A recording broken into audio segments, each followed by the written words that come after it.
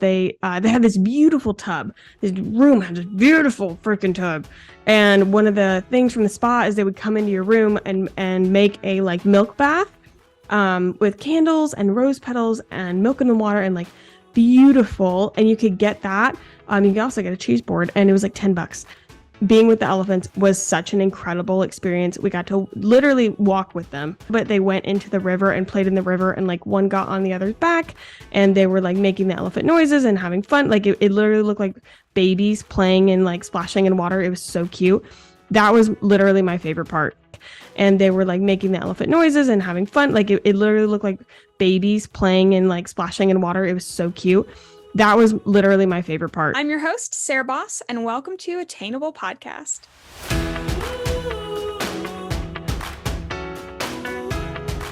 Hi, guys, and welcome back to Attainable Podcast, or welcome if you are new here. If you are new here, hi, my name is Sarah Baus. I'm super, super glad to have you here. Today's episode, we're going to be giving you all the details. Well, we, meaning me, I'm going to give you all the details of our honeymoon in Thailand. I've got a lot of questions, and I've gotten requests for the itinerary, the whole thing. And so I'm going to be spilling all the details, why we went there, all the stuff about the plane ride, giving you details on where we went and what we did and all that kind of stuff. And then I'm also working on getting that itinerary like in a form, like a PDF or like something we can put on our Instagram stories and our highlights so that we can easily link to it, like, or you can screenshot it, whatever. Anyway, some way for you guys to have the itinerary in easy form if you are going to Thailand.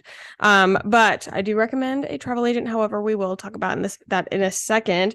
I wanted to give you some life updates. I thought it'd be fun to start the podcast, and I say this now, and we'll see if I remember to do it in other episodes. Again, not sure. We'll see. But I do have a note like in my phone of things to talk about on the podcast. And if I remember to update it when I actually have these ideas, then we can keep this thing going. Just starting the podcast with some general things like that don't have to do with the topic that we're doing. So, the formal topic, it's just time for us to hang out. Anyway, so first of all, I think this is probably the biggest update for my SJM, i.e. Sarah J. Maas fans, ACOTAR, that book series. If you don't know what I'm talking about, if you don't know what I'm talking about, do me a favor and go to the episode that I recorded with Mandy Reeds. That is her like TikTok handle and her Instagram as well. Mandy is literally so fun, and you will then find out why we have an obsession with A Court of Thorns and Roses, i.e. ACOTAR, and the author is Sarah J. Maas. Anyway, Sarah J. Maas has 3 main series. Honestly, don't know if I'm sure she has other books, but these are the ones like the series that matter, honestly. I told Joseph to start A Court of Thorns and Roses. I don't know how many months ago, like not that long ago. I was like, because I talk about it all the time, and he was like, do you think I'd like it? Because I talk about it all the time. And I was like, yeah, I mean, just try one book, see what you think. Okay, well, he just finished the 3rd series. For those familiar, he went from A Court of Thorns and Roses to Crescent City, and then he just finished Throne of Glass today. Update, his ranking is Throne of Glass, ACOTAR, and then Crescent City. I'm so proud. And I will say there is no romantic connection quite like having your partner read your favorite book series and then also liking it. If you want to know what it's about, again, go listen to Mandy's reads. Here's the thing. Okay, warning, if you're gonna start it, it is fantasy. And if you don't do a Google, but if you are a Googler, you're most likely going to see it say like fairy porn. It's not fairy porn, except maybe a little bit. It is like quite hot and steamy. It is a fantasy with hot and steamy elements, but that's not the point of the books. The stories are just fantastic. The characters are great.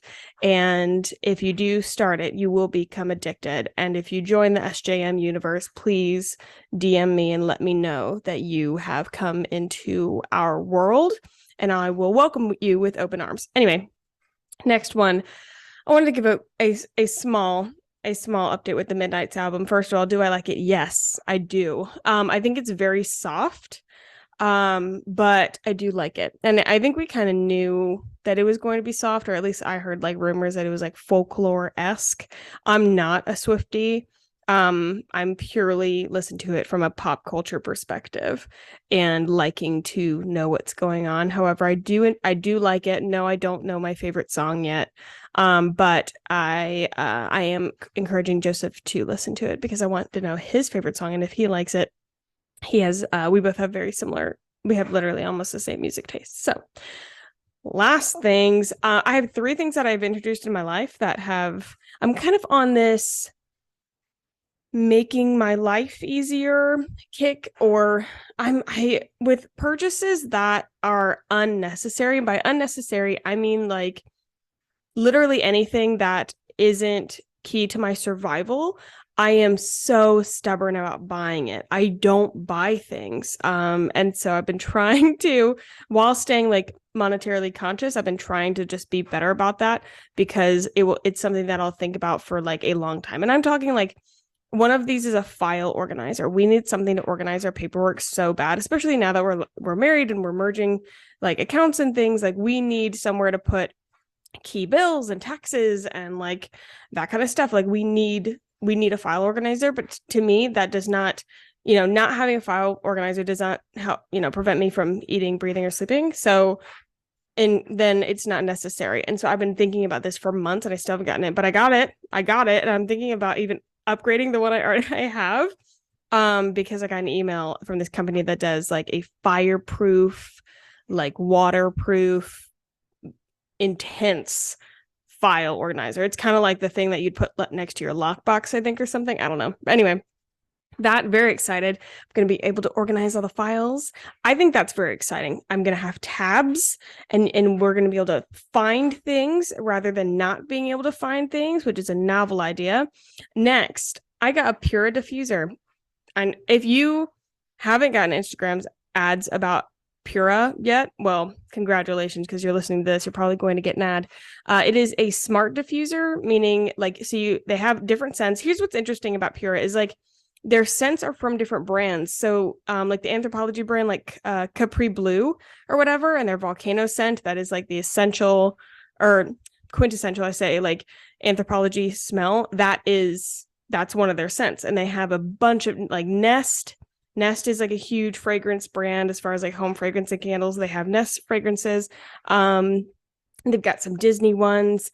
Their Disney ones are like Moana, Hawaiian, like whatever. I need them to get with a company that does like Disney inspired things based on places, like the going over the orange groves, what I did for my wedding in Sorin, walking down Main Street, like those type of scents. I need them to do that. But until they do that, anyway, they have all different brands that you put 2 different scents, or you could put the same scent, but there's like 2 scent slots. And then on your phone, you can make like a schedule of when they turn on and their intensity. You can change their intensity.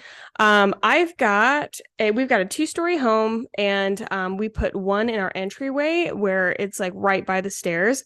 And I think we'll probably like at some point bring one upstairs, because you can't smell it in like the bedrooms, but you can smell it in the hallway. This thing is pretty, and I lowered the intensity because I realized like, I don't know, there's like intensity range up to 8. I have it at 1 right now, and it was on like 4, and I was like, wow, this is very overpowering. Like it is pretty powerful, but I also like it because the scents are non-toxic or whatever. I thought about just going back to Bath and Body Works, but then I just kept seeing articles about like Bath and Body Works giving you cancer or something, and I got freaked out, not gonna lie. So got a Pure diffuser. I'm very happy about it. I've thought about it for months. If you look at the diffuser, it's $45 for the like diffuser, and then each scent it's like priced is like $13 or something. You go down to $7 if you go on a subscription. Of course, they're like cheaper, blah blah blah blah blah. And you're like, $45 for a diffuser. And I'm like, yeah, I'm not paying for that. No, I went, they have a promotion, and this promotion has been running for weeks. I think it's going to be one of their regular ones. It's also one that they do with influencers. Like if they partner with influencers, it seems like this is the like promo that they do. You get a free diffuser with a 6-month subscription to 2 cents. So I picked my 2 cents, and it's $20 a month. And so now, I would be buying these scents anyway, and I get a free diffuser. So I literally just looked up Pura free diffuser, and that it'll come up with like the key page that you need. So anyway, hack there. Last thing, rosemary hair oil. I'm currently have the oil in my hair and I'm letting it sit overnight. I've been reading a lot about like rosemary and hair oils for your hair, and I finally just bit the bullet. I was like, I'm gonna get it. Mine's like rosemary and like eucalyptus or something. Honestly, it feels so nice on my like scalp, and I've only done it twice. So no, I'm not noticing a difference in my hair health. Or well, I noticed a difference like when I wash my hair after, like my hair is definitely softer. I'm not noticing a difference in like terms of hair growth.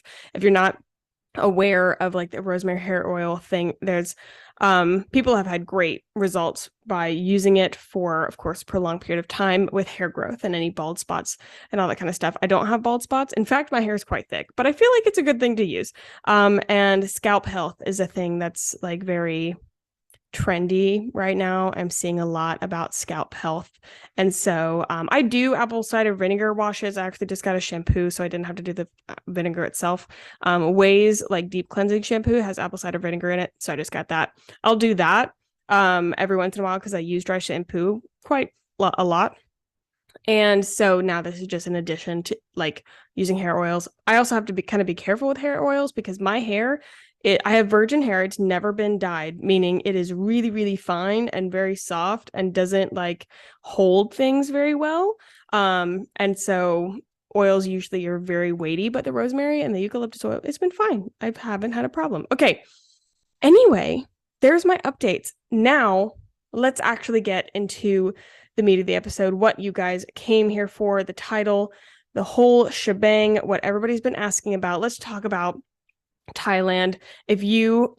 First of all, if you're wanting to go on vacation, Thailand is amazing. If you did not know, Thailand is extremely cheap. Once you get there, a baht is their currency, and 40 baht is at the time that we went, it was a dollar. That was about the range. And so you're like, okay. So we would go and it would be like 200 baht for a foot massage or something, 300 baht for a foot massage. And so, we just kind of were like anything under 400 baht was under $10, that kind of thing. And that's the prices. Meals were like $2, $3, $4. Drinks were around the same. Like it's extremely cheap. And even the hotels were really cheap. We went through a travel agent, so we kind of booked everything in one. So we didn't know what each hotel costs. One of the resorts that we went to, honestly, our favorite, was a higher priced resort. It was more like American pricing. I think it was like $1,000 a night when we looked at it. That doesn't seem right because the other hotels also, well, that was a resort. The other like hotels were like $60 a night for a 5-star, really nice hotel. That's the thing. We looked at several different countries to go to, because we were trying to decide between Asia and Africa, because those were our next like 2 big continents that we need to cross off. And we're trying to get to all the continents in our lifetime. So we looked at specifically Morocco or Thailand, and when we compared them, and of course, of the African like countries, Morocco is not the cheapest, but we could do like for mid-range like stay, meaning like hotels and things, not many activities, and only for a week, was the same price as going for 2 weeks at luxury like hotels and resorts with private transportation and private tour guides, and like many activities in Thailand. They were the same price. So we went with Thailand. Obviously, it was amazing. That's why we chose Thailand. When we were thinking about Thailand in the first place, because we knew we wanted to do Asia, and I had heard a lot of great things about Thailand, and it is just, I highly, highly recommend if you're thinking about going, definitely go. Anyway, best food I had in Thailand.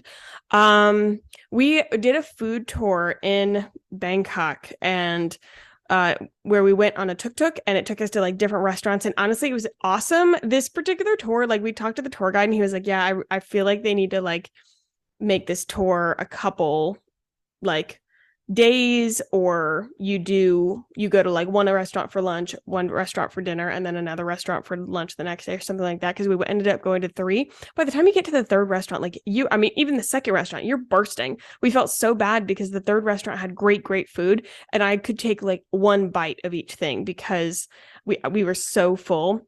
However, the first place we went to was Pad Thai. It was the best as you can probably imagine, it was the best Pad Thai that I've ever had. Now, my favorite food I had was so mango sticky rice is a big thing there, and coconut sticky rice as well. And at Anantara Resort, which was one of our resorts that we went to, it was like an elephant discovery camp. I'll talk more about that in a second, but it was all inclusive. So, each meal, they had 2 different restaurants, and honestly, it was only at the Thai restaurant. And they also had like an Italian restaurant, which you wouldn't think would be nice. But when you've been in a country for so long and you've had Thai food for every meal, it was kind of nice. We went to the Italian restaurant twice. But both places I ordered for dessert every single time. It was the coconut sticky rice, and it was in a coconut with like coconut meat in it, and then it had like sticky rice with coconut cream on it, and then coconut ice cream, and it was so good. It's just sticky rice. If you go anywhere, like find a Thai restaurant near you and get mango sticky rice. It's probably mango sticky rice. Not a lot of places here have coconut sticky rice, but anyway, if you can get it, it's so good. It is so good. It's a dessert, and any place that I found mango sticky rice, I had to have it. It was divine. And then I tried to make it. I made like a cheap version, and it wasn't that bad. But I think at some point I will go. At the Asian market near us, they have the rice that you need to make mango sticky rice. And I think I will go through the whole ordeal and make it. It's not hard. The only thing is the rice has to soak for like literally 12 hours or something like that. So that's the like caveat if you've got a plan for it, but definitely the best. Let me go through, first of all, our travel agent, and then let's go through like where we went. So we did go through a travel agent, and I think I'm going to consider a travel agent for near every trip from now on, because some people don't know this, like you don't pay for travel agents. It's not like travel agents have a fee that they charge you in order to book your stuff. They get paid by the hotels, and they get commissions based on the hotels and the activities, and really any like piece of your vacation, they're partnered with them, and they get a commission for essentially selling you that package or selling you that stay to that hotel.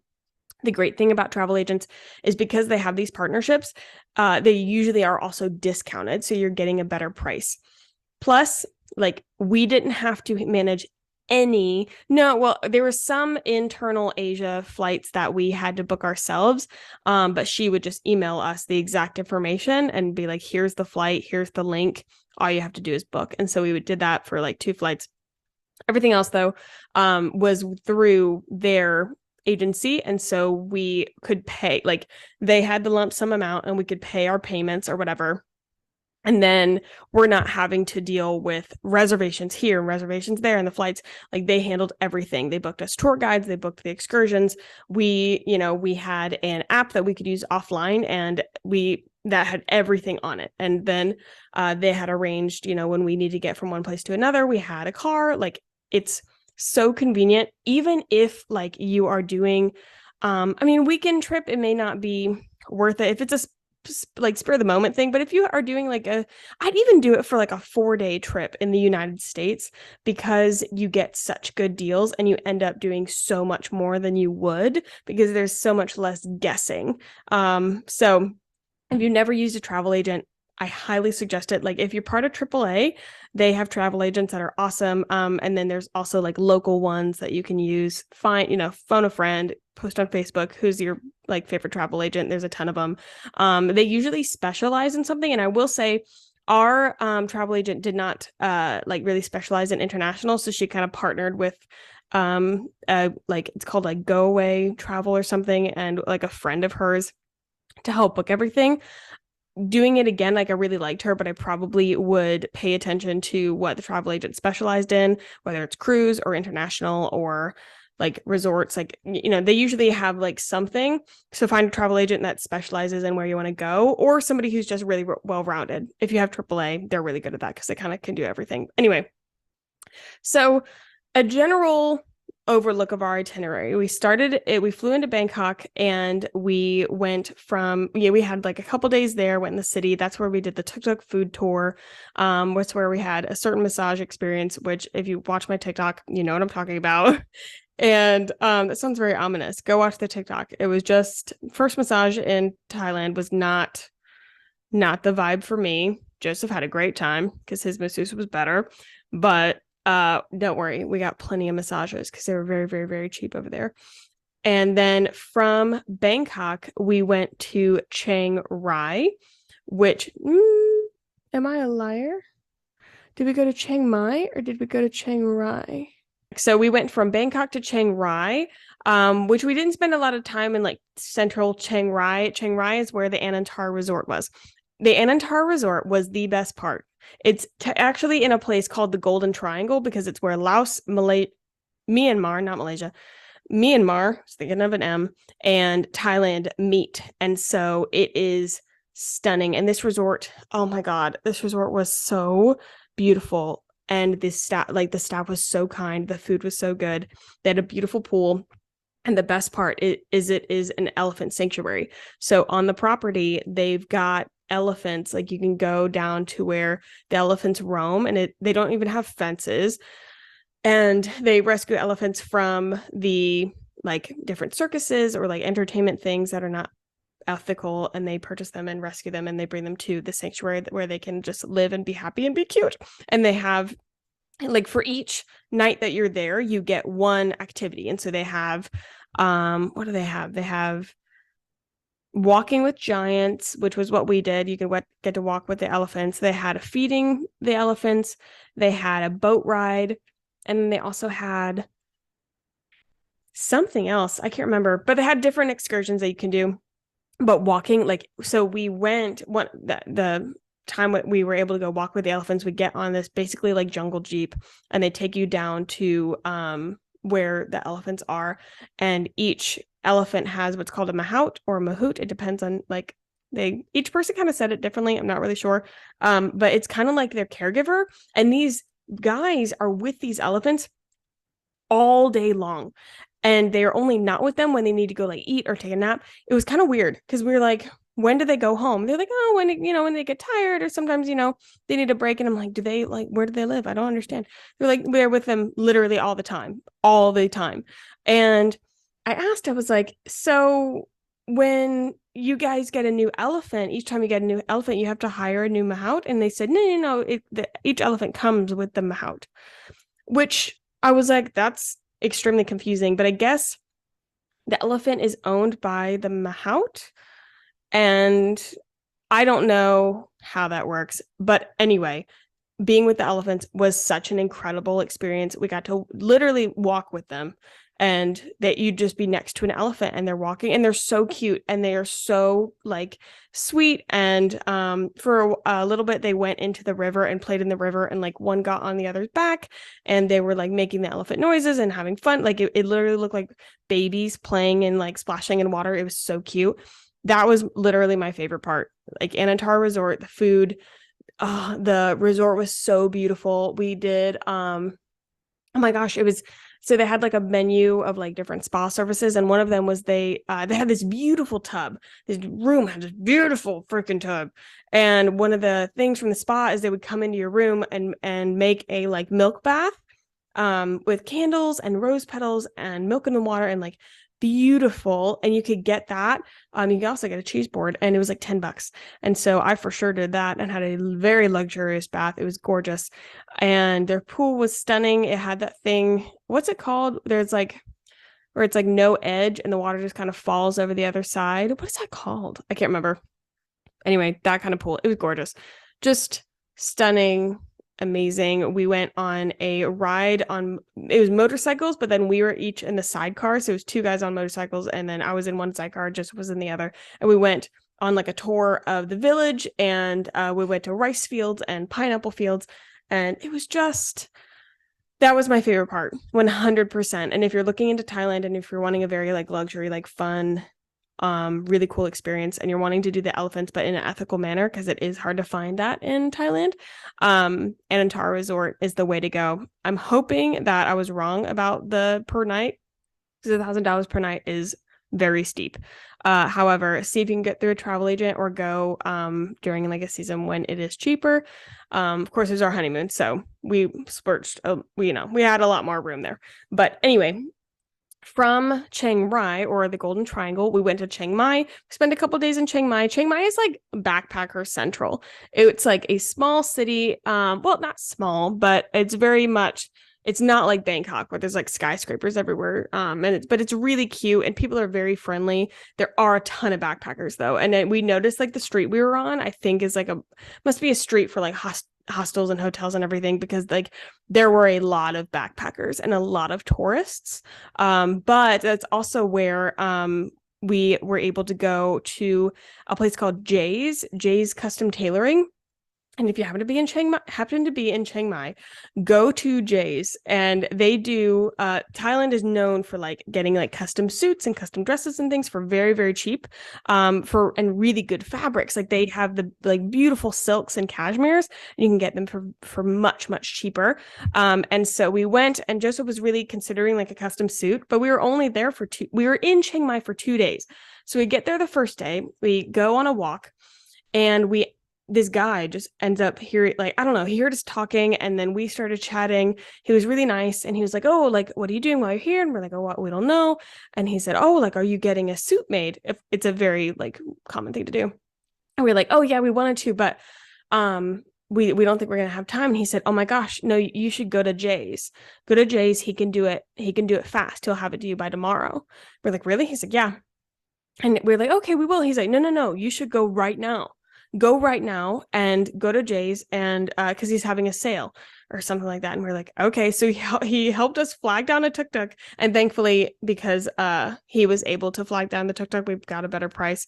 They will charge you a little bit more if you cannot speak Thai, just like the tourist thing. So we got on tuk-tuk, it was like $3 or something, went to like cross the city or whatever to Jay's, and yeah, we went there, got measured.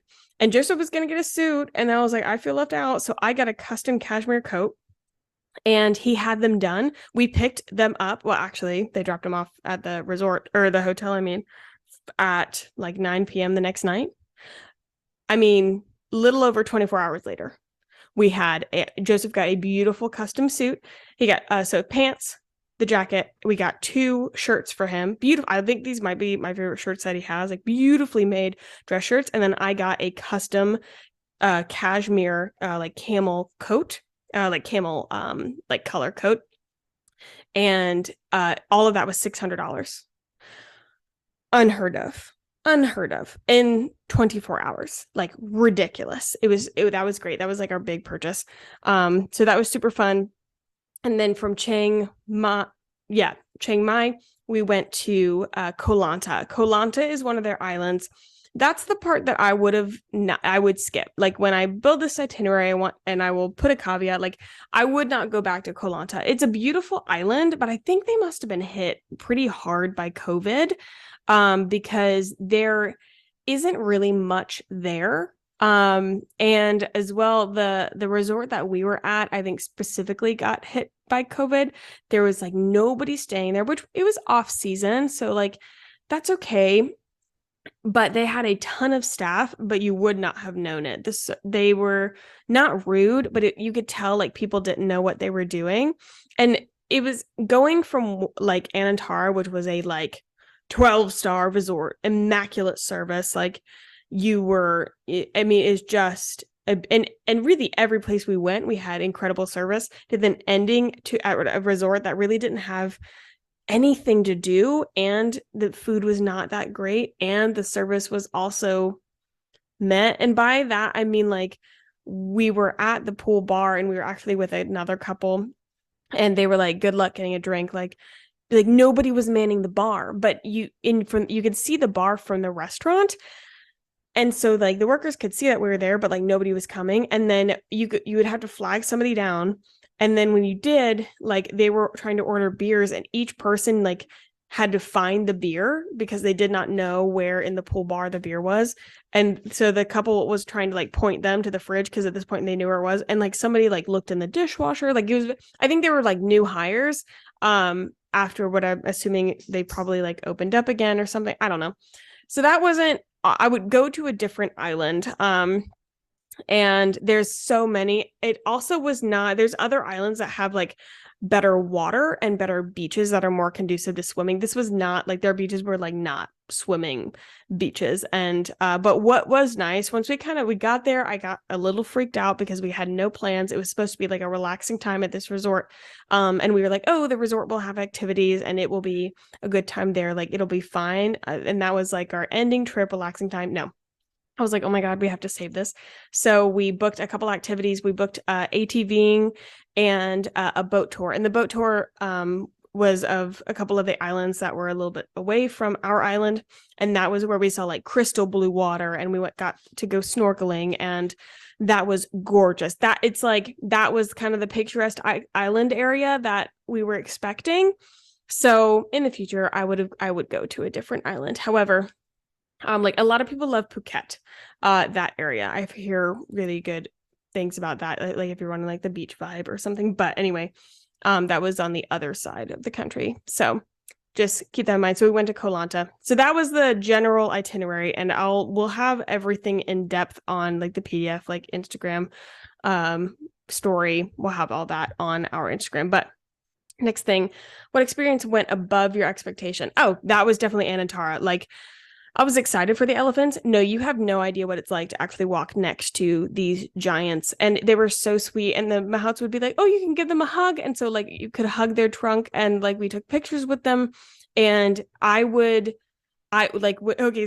we landed on Koh Lanta and we got there on a ferry and when we got to the resort and like also it was raining, the weather was, we just realized that it was not going to be the experience that we thought it was going to be. I was really close to texting our travel agent and saying, I don't care how much it costs, like book us the rest of the time in Anantara and fly us out of here. Like I want to go back. I loved it. I would go back. If I go to Thailand, I will be going back to Anantara because it is just a amazing experience. Like it was awesome. That whole resort is incredible. The team, like the people really made it. Like they are so kind. I loved it. I really, really loved it. Experience that was the total opposite of what we expected. That was definitely the island. I feel like I went through that. 3 things that made this honeymoon the best. Okay, seeing the elephants, 1. We planned this as well. Like I am not like a go person on vacation. I want to experience a lot of things, but I get very overwhelmed if there's not enough time to like rest or really sit or have time to explore. Joseph really likes having a lot of things to do, but he also like he wants, time to rest and everything. And so we really had this setup where we had time to explore and we would have time to rest. Now things we had 2 mornings and it wasn't our travel agent's fault. It was mainly like flights getting changed, but like we had one morning that we had to get picked up at 4:30 in the morning and another one where we had to get picked up at 5 a.m. for our transfers to like the next place. Not fun. I don't want to do that on my honeymoon. So if we do that, like I'm going to be like, no, I refuse. We will do anything but get up that early. So I won't be doing that.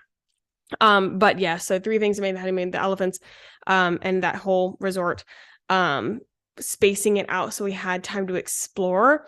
And oh gosh, I'd say also like just going through the travel agent and having everything set up so well. It was so easy. I think like obviously I don't know any other experience, but I think I don't even understand how nice that was, because like we had every transfer taken care of.